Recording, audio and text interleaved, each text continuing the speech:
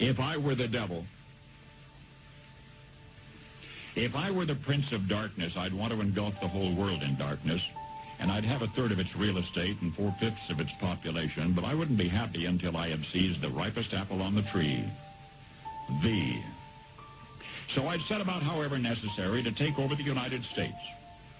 I'd subvert the churches first. I'd begin with a campaign of whispers. With the wisdom of a serpent, I would whisper to you as I whispered to Eve, do as you please. To the young, I would whisper that the Bible is a myth. I would convince them that man created God instead of the other way around. I would confide that what's bad is good and what's good is square. And the old I would teach to pray after me, Our Father, which art in Washington. And then I'd get organized. I'd educate authors in how to make lurid literature exciting so that anything else would appear dull and uninteresting. I'd threaten TV with dirtier movies and vice versa. I'd peddle narcotics to whom I could. I'd sell alcohol to ladies and gentlemen of distinction. I'd tranquilize the rest with pills. If I were the devil, I'd soon have families at war with themselves, churches at war with themselves, and nations at war with themselves, until each in its turn was consumed. And with promises of higher ratings, I'd have mesmerizing media fanning the flames.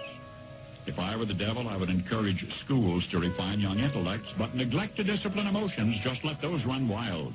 Until before you knew it, you'd have to have drug-sniffing dogs and metal detectors at every schoolhouse door. Within a decade, I'd have prisons overflowing.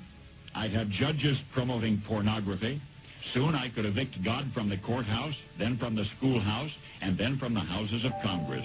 And in his own churches, I would substitute psychology for religion and deify science.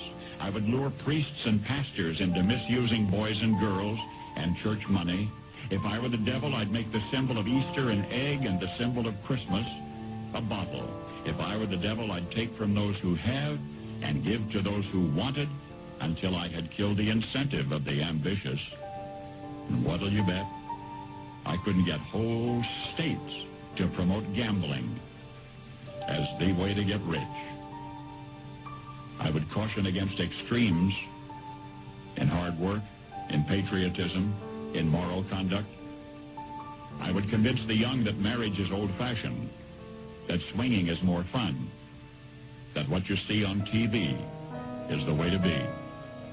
And thus I could undress you in public, and I could lure you into bed with diseases for which there is no cure.